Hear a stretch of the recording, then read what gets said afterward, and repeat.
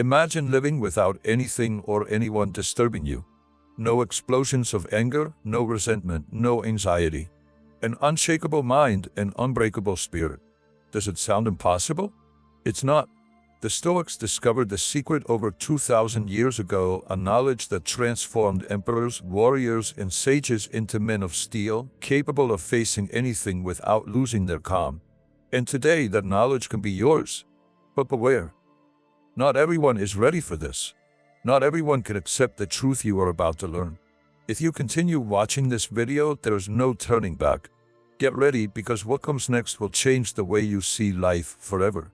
Lesson 1. Do not control the uncontrollable. Have you ever felt like the world is against you? Maybe a bad day at work, an argument with someone close, or even something as simple as getting stuck in traffic has made you feel like everything is out of control. In those moments, it's easy to lose your temper, blame others, or even blame life itself.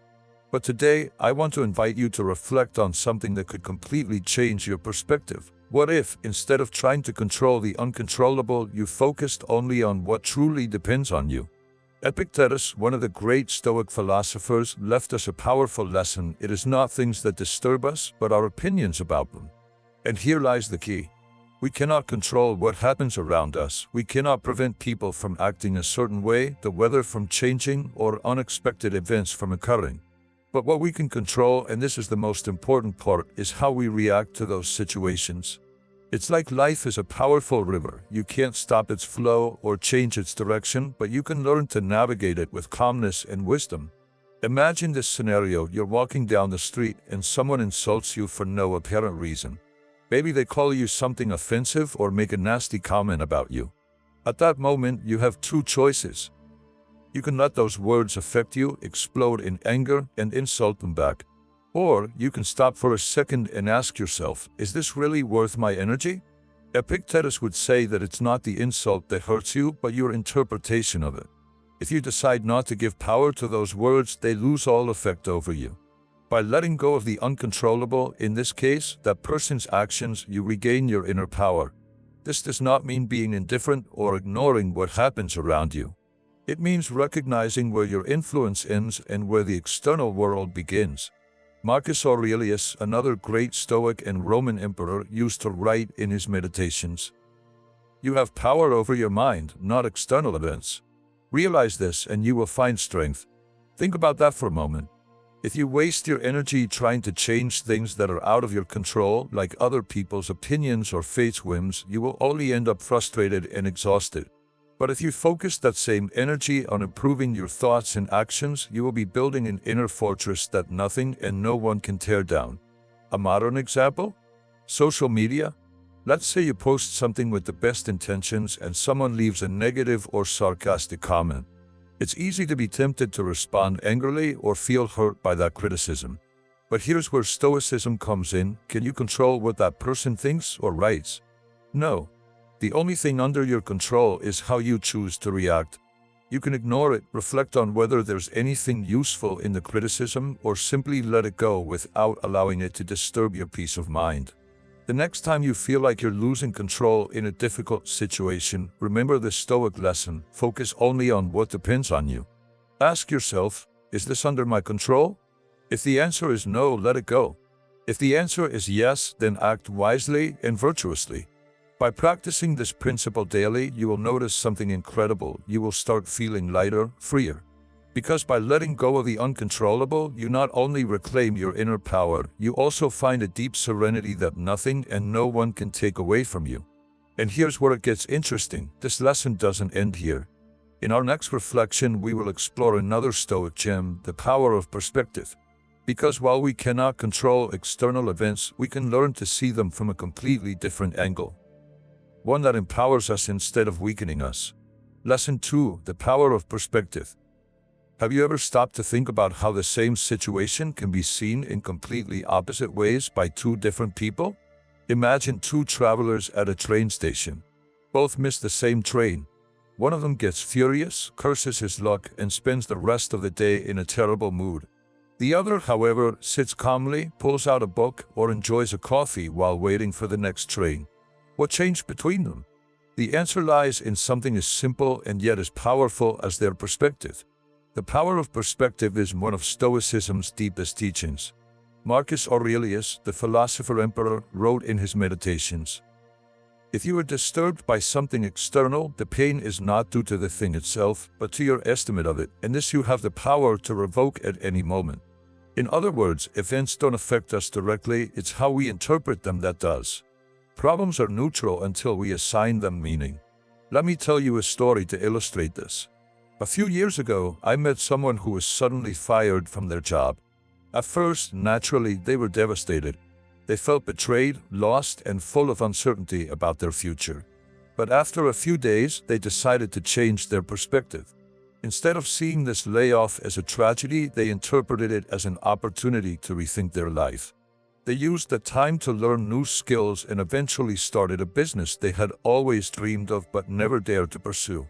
Today, they say losing the job was the best thing that ever happened to them. This shift wasn't magical or instant, it was a conscious decision. And that's what Stoicism teaches us. We cannot control what happens around us, but we can always choose how we see it. Perspective is like a lens through which we view reality. If that lens is clouded by pessimism or anger, everything will look dark. But if we clean it with gratitude and acceptance, even difficulties can turn into opportunities. Think about something as ordinary as traffic. You're stuck in a traffic jam and running late for an important meeting. You can get frustrated, bang on the steering wheel, and let that situation ruin your day. Or you can use the time to listen to your favorite music, reflect, or even practice patience. The traffic doesn't change. You decide how to experience it. Marcus Aurelius also said, "The happiness of your life depends on the quality of your thoughts." This Stoic principle invites us to observe our own reactions and ask ourselves, am I seeing the situation from the worst possible perspective? Is there another way to interpret it? Changing our way of thinking doesn't mean ignoring problems or being naive. It means consciously choosing an interpretation that empowers us instead of weakening us. A classic Stoic example is imagining yourself facing a storm while sailing at sea. You cannot stop the waves or calm the winds. That is out of your control, but you can adjust your sails or change course to make use of the wind's force in your favor. The storm doesn't disappear, but your ability to navigate it improves because you chose to see it from another perspective. Now, I want to invite you to reflect on something. What situations in your life could you reinterpret? Maybe there's something causing you stress or sadness because you're seeing it from a limiting angle. What if you chose to see it as an opportunity to grow or learn? As Seneca said, "Life is neither good nor bad, it is simply life. We are the ones who shape it with our perception." The power of perspective doesn't just transform how we face challenges. It also frees us from unnecessary suffering. Because at the end of the day, it's not circumstances that determine our inner peace, but how we decide to face them. And here's the exciting part. This ability to reinterpret our reality is only one piece of the Stoic puzzle. In our next lesson, we will explore another fundamental principle, accepting impermanence. Because if there's one thing certain in life, it's that everything changes. And learning to accept the truth can be one of Stoicism's greatest gifts. Lesson 3: Accept impermanence. Have you ever held onto something so tightly that, when you lost it, it felt like your world was falling apart? Maybe it was a relationship, a job, or a dream that seemed unreachable. Or perhaps it was something simpler, a moment of happiness you wished could last forever. But life, in its unpredictable nature, constantly reminds us of a truth we often prefer to ignore. Everything passes. Nothing is eternal. Impermanence is one of the hardest realities to accept, but also one of the most liberating. Seneca, the great Stoic philosopher, taught us that even the darkest moments are temporary. He wrote, "There is nothing wrong with change. Change is part of the natural order of things." And this idea, though simple, has the power to transform how we face challenges and how we value moments of joy. Let me tell you a story.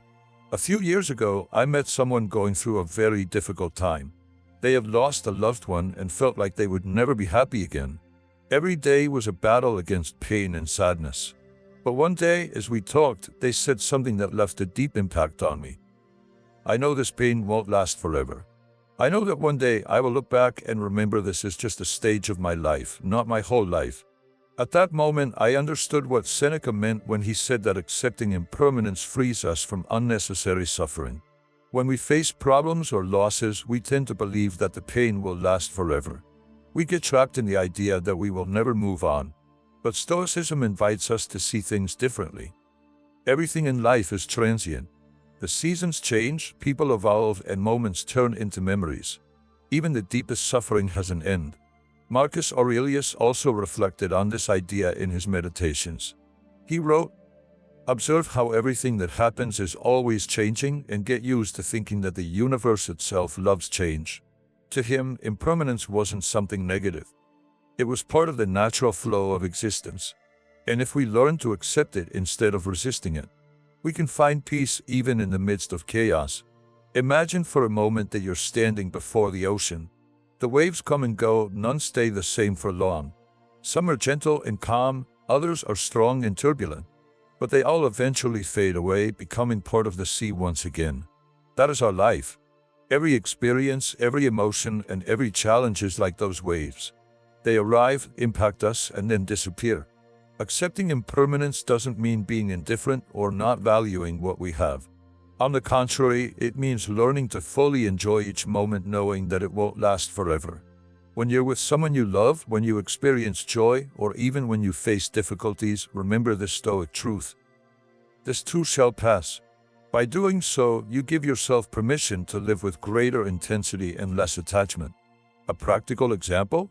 Losing a valuable object or facing an unexpected disappointment.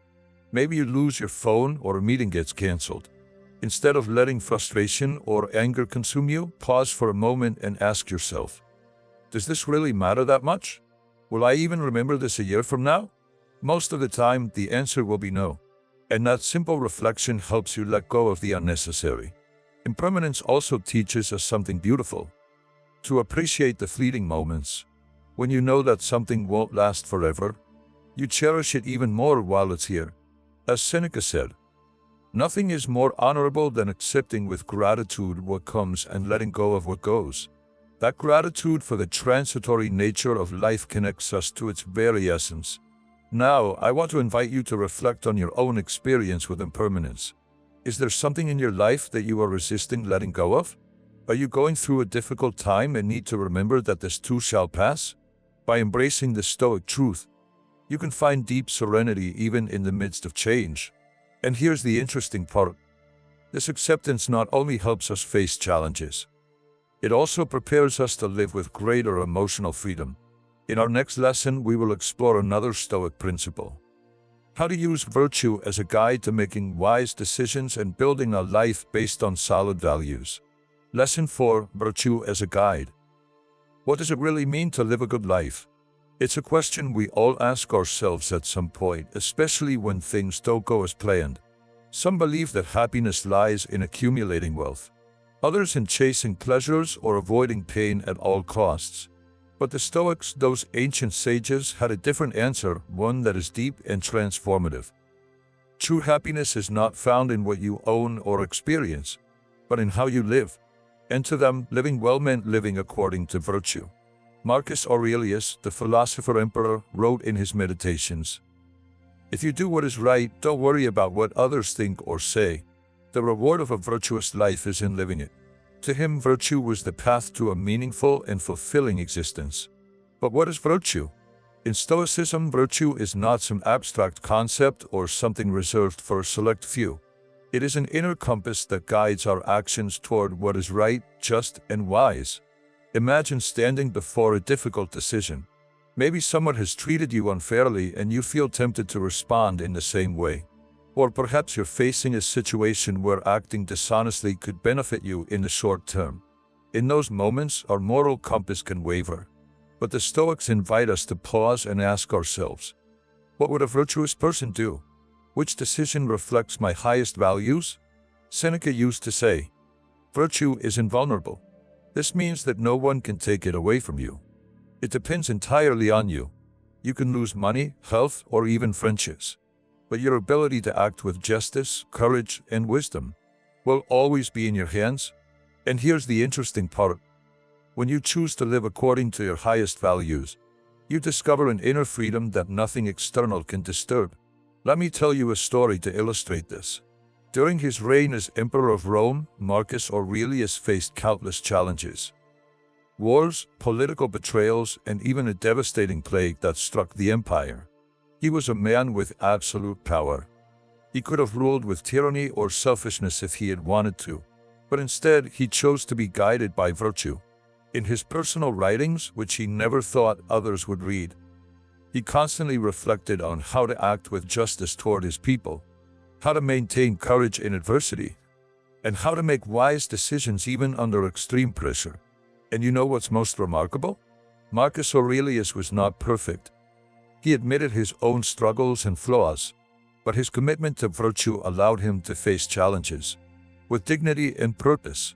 He left us an eternal example of how we can find inner peace by living in alignment with our values.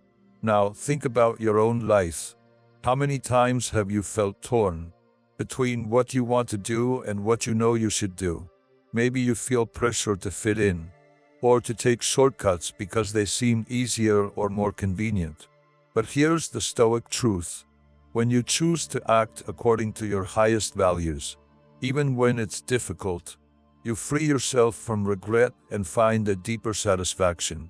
Stoicism teaches that there are 4 cardinal virtues: wisdom, making sound decisions; justice, treating others fairly; courage, facing fears with strength; temperance, practicing self-control.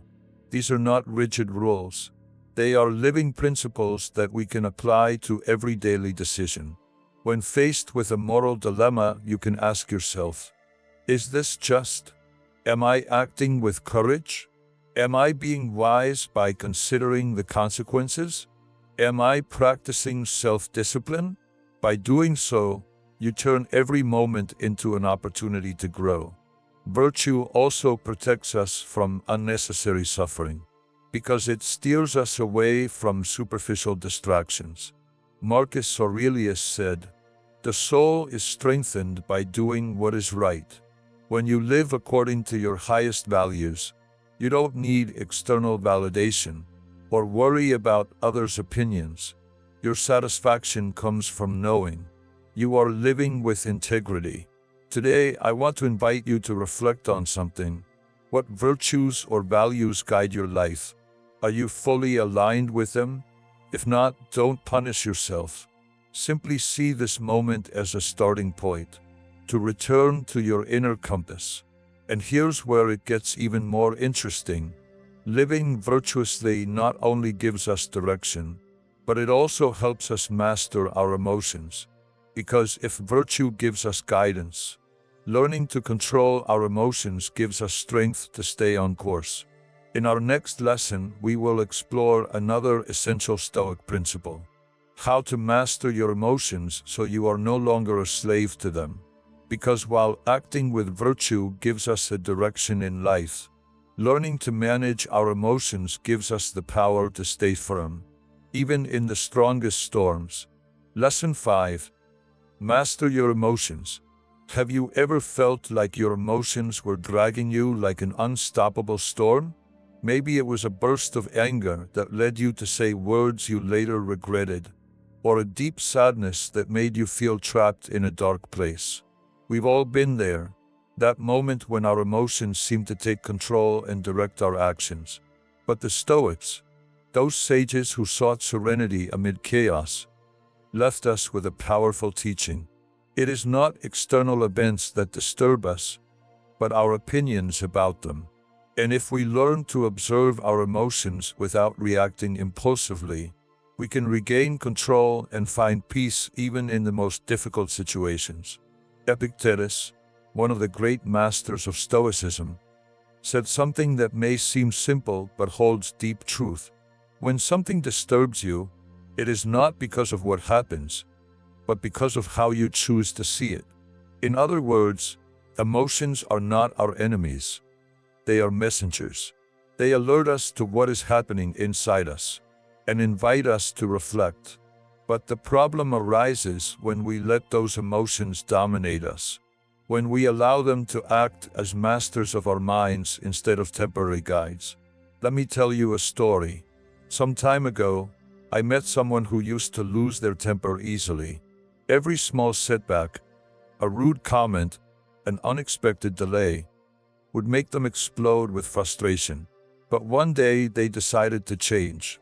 They started practicing what Epictetus taught, observing their emotions before acting. When they felt that familiar surge of anger or frustration, they would pause for a few seconds and ask themselves, "Does this really deserve my energy? Am I seeing this situation clearly? Or am I letting my emotion cloud my judgment?" Little by little, they began to notice something extraordinary. By observing their emotions without reacting impulsively, they regained control over themselves. They were no longer slaves to their anger or prisoners of their frustration. They were free. Stoicism invites us to see our emotions as waves in the ocean. We cannot prevent them from coming. That is part of human nature. But we can learn to navigate those waves without drowning in them. Marcus Aurelius reflected on this in his Meditations. If something external disturbs you, stop and ask yourself if you can change it. If you cannot, then let go of that disturbance. This mental exercise is like an anchor in the middle of an emotional storm. It helps us stay steady when everything seems out of control. Think of a common situation. You're waiting in a long line, and someone cuts in front of you. Your first reaction might be anger or indignation. But here's where Stoic practice comes in. Instead of immediately reacting, pause and reflect. What do I gain by reacting impulsively? Does this really deserve my peace of mind? By doing this, you realize that you can choose how to respond. Maybe you ignore it, or maybe you calmly address the person. But what matters most is that you respond from a place of control, not from emotional impulse. Mastering your emotions does not mean repressing them or pretending they don't exist. It means learning to manage them wisely. The Stoics believed that emotions are like wild horses. If we let them run freely, they can cause destruction. But if we guide them with firmness and calm, they can take us far and help us grow. The next time you feel an intense emotion, whether anger, fear, or sadness, try this Stoic exercise. Pause for a moment and take a deep breath. Ask yourself what is truly causing that emotion. Decide if it really deserves your immediate reaction. Remember Epictetus' words. It is not external events that disturb us, but our opinions about them. By practicing this principle daily, you will start to notice something amazing. Your emotions will no longer have the power to control your actions. You will be the one guiding them. And here's where it gets even more interesting. Mastering your emotions not only helps you find inner peace, but it also improves your relationships with others. Because you learn to respond with calm and empathy, instead of reacting impulsively. In our next lesson, we will explore another essential Stoic principle: how to practice the art of gratitude to transform your perspective and find joy even in the simplest things. Lesson 6. The art of gratitude. Have you ever stopped to think about everything you already have instead of worrying about what you lack? We live in a world that constantly pushes us to want more. More success, more money, more recognition. But what would happen if, for a moment, we stopped looking at what we don't have and started appreciating what is already here?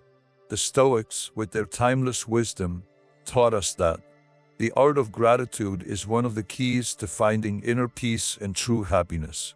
Seneca, one of the great Stoic philosophers, used to say, "It is not the person who has little that is poor, but the one who always wants more."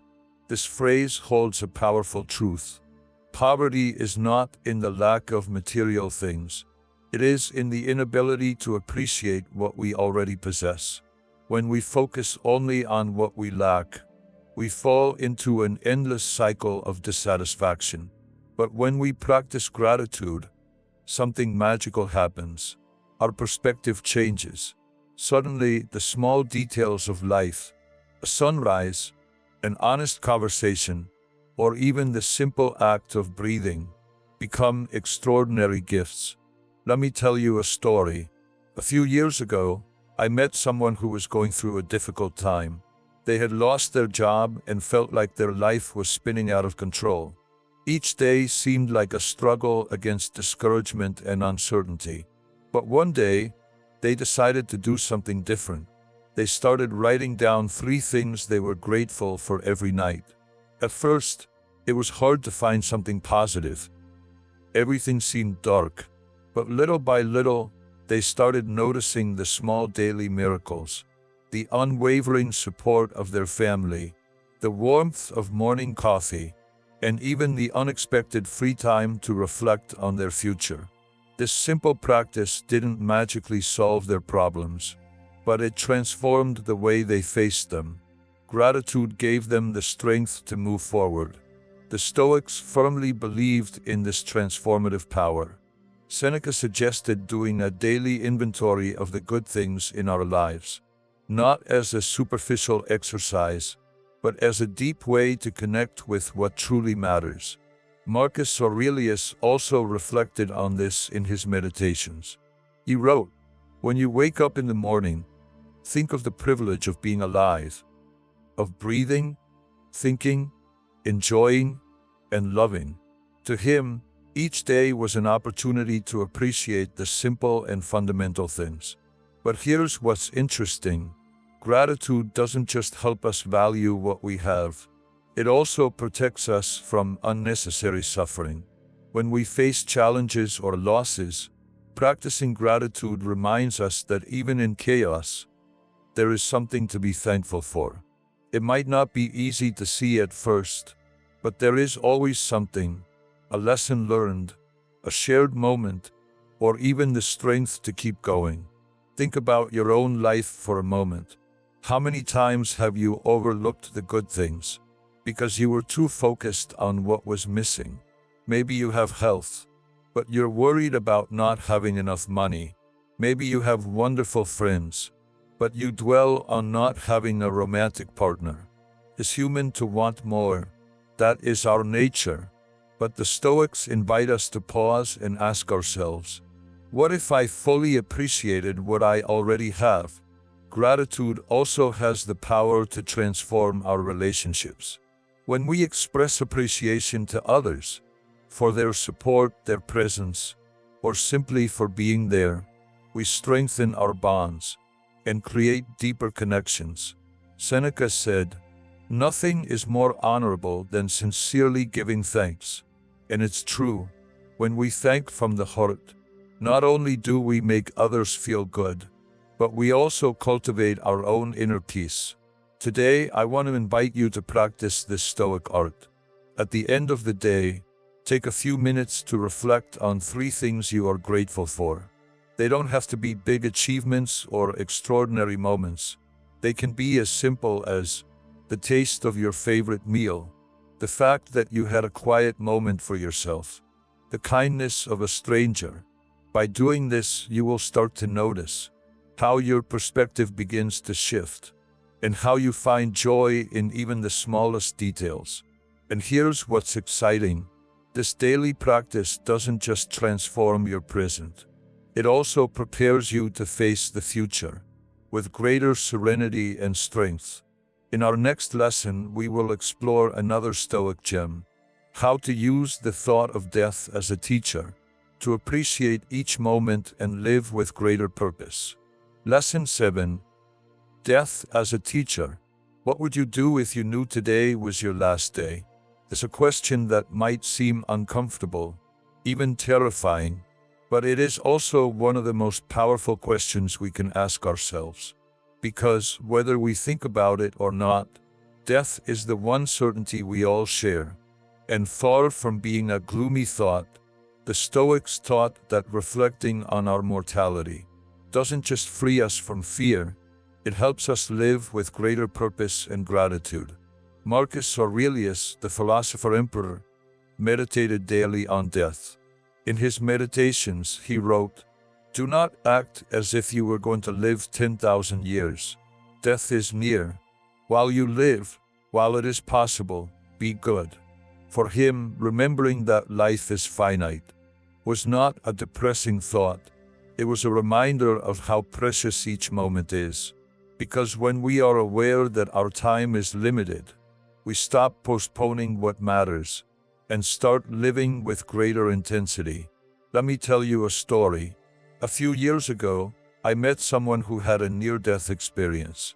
They had suffered a serious accident and, during those critical moments in the hospital, they told me that the only thing on their mind was not their achievements or possessions, but the simple things, the laughter shared with their children, the sunrises they had never stopped to appreciate, the words of love they had never said.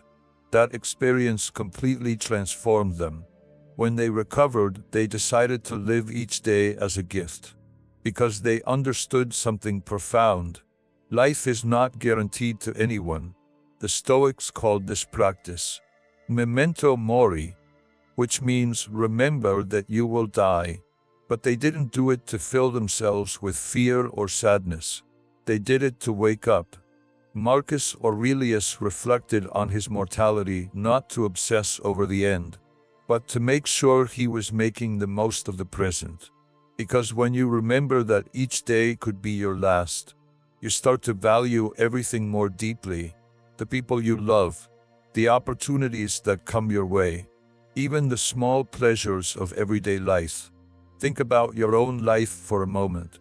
How many times have you postponed something important because you assumed there would be time later? Maybe you wanted to tell someone how much they mean to you, but you thought, "I'll do it tomorrow."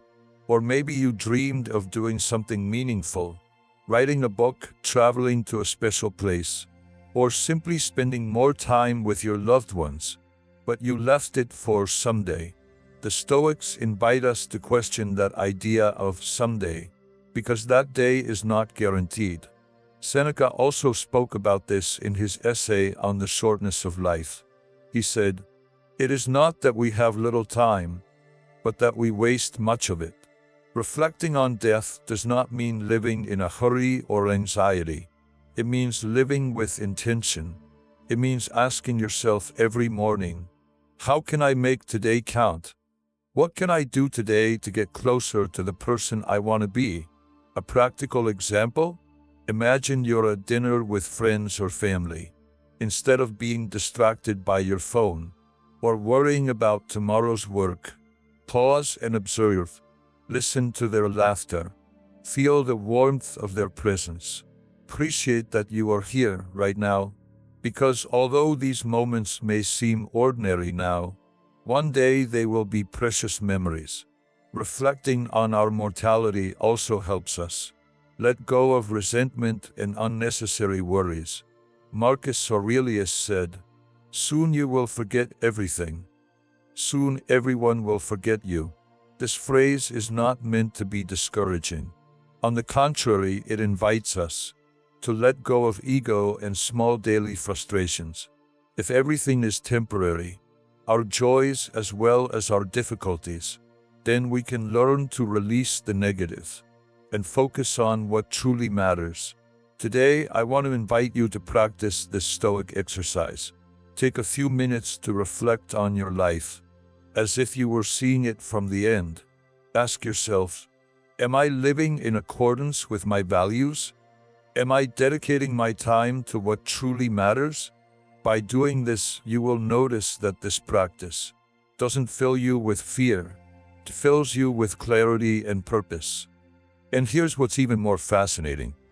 Reflecting on our mortality not only helps us appreciate life more, but also prepares us to face challenges with greater serenity.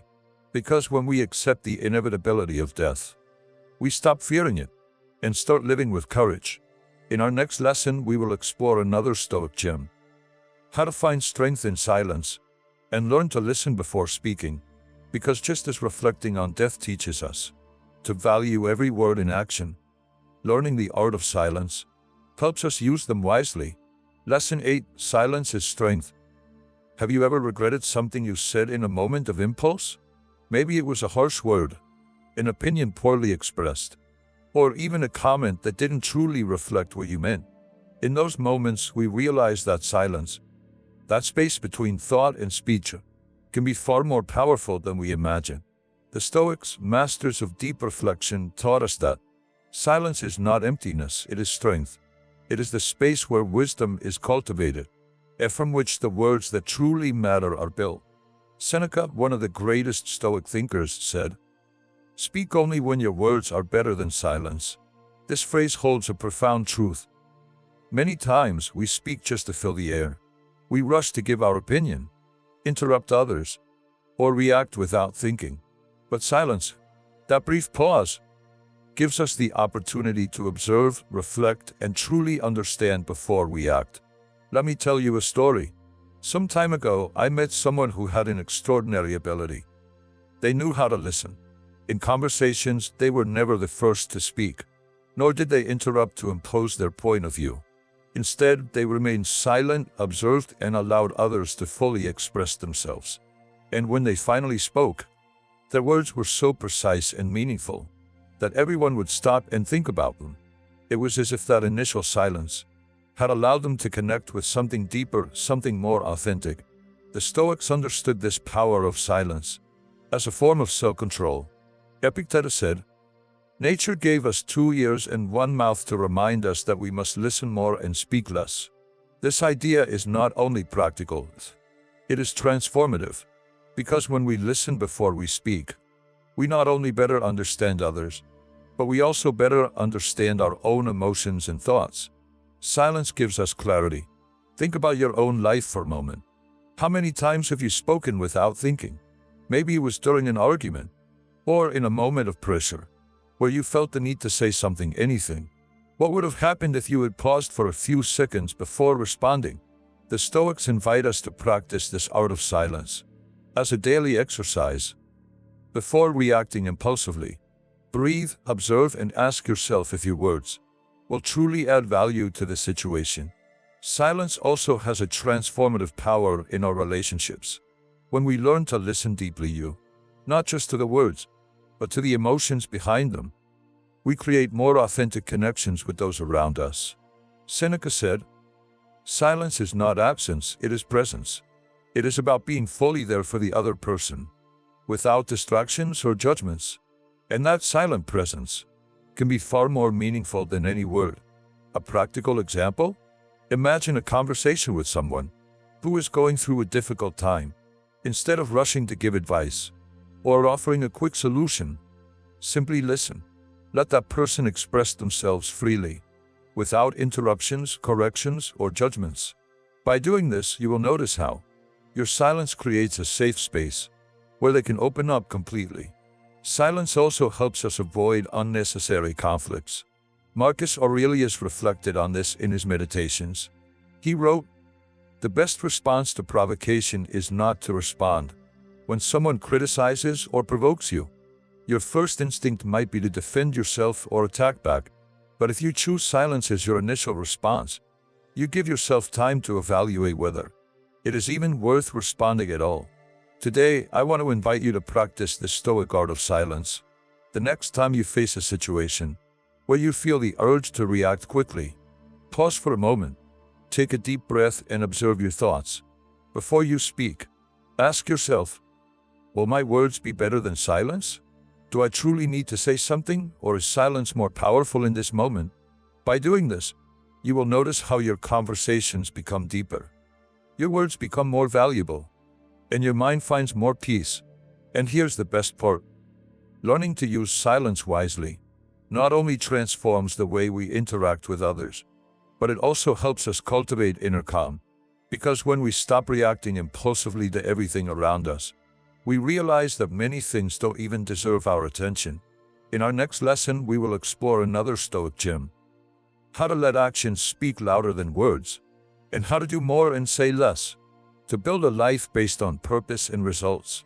Lesson 9. Action over words. Have you ever stopped to think about how many words you say each day?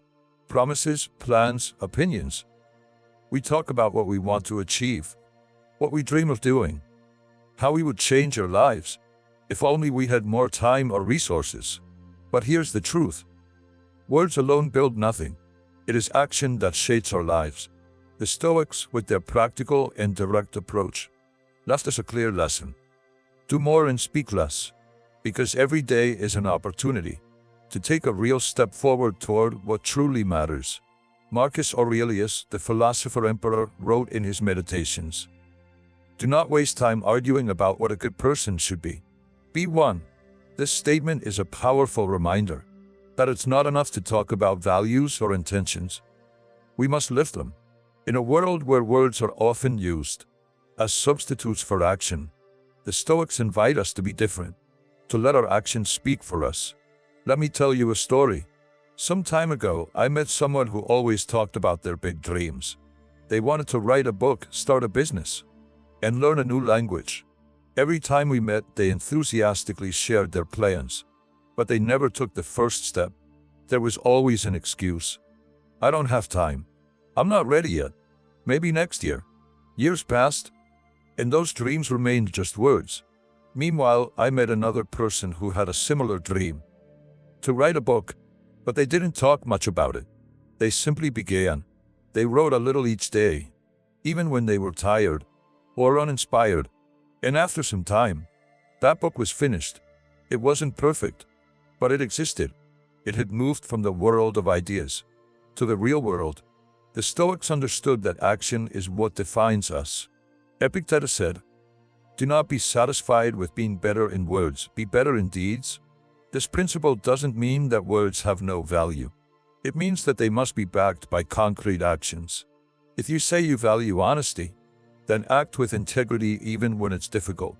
If you say you want to improve your health, start today with small steps toward the goal, because every day is an opportunity to demonstrate your values through your actions. Think about your own life for a moment. How many times have you talked about something you wanted to do, but never took the first step? Maybe it was learning a new skill, reconnecting with someone important, or simply dedicating more time to yourself. The Stoics invite us to stop waiting for the perfect moment and start now with what we have where we are. Action also has a transformative power because it pulls us out of the world of excuses and connects us directly with reality. Marcus Aurelius reflected on this when he said, "The obstacle in the path becomes the path." Often we avoid taking action because we fear failure or because circumstances aren't ideal. But the Stoics teach us that even challenges are opportunities to grow and move forward. A practical example? Think about improving your personal relationships. Maybe you've been meaning to call an old friend or express gratitude to someone important in your life. You don't need to plan the perfect moment or find the exact words. Just do it. A short message or a few sincere words can have a far greater impact than any elaborate speech. Stoicism also reminds us that acting with purpose doesn't mean doing a lot.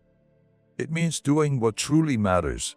Seneca said, "It is not enough to be busy, even ants are busy." The key is to make sure that our actions are aligned with our deepest values and goals.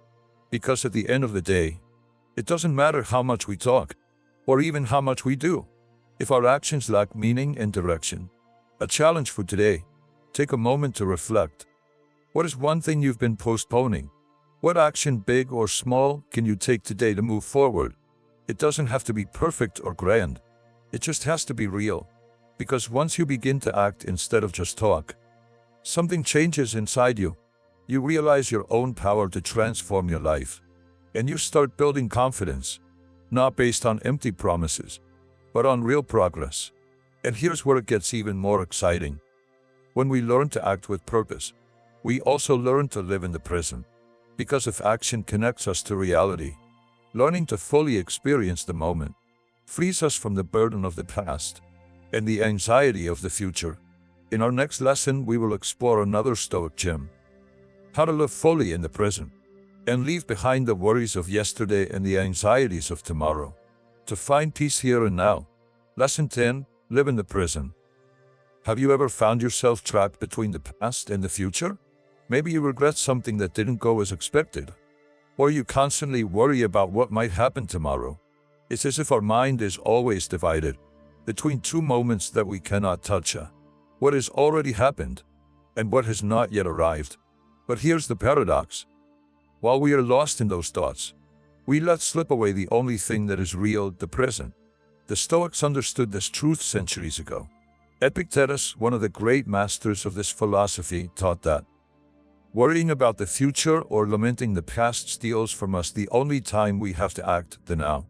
And though this idea may seem simple, its depth is life-changing, because when we learn to fully live in the present, we stop being slaves to what we cannot change and start finding peace in what we can do.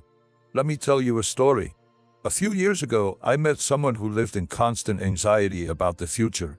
They were always thinking about what could go wrong. What if I lose my job? What if I get sick? What if I don't achieve my goals? This constant worry robbed them of the joy of simple moments, like sharing a meal with their family or taking a walk outside. But one day, after reading about Epictetus, they decided to try something different.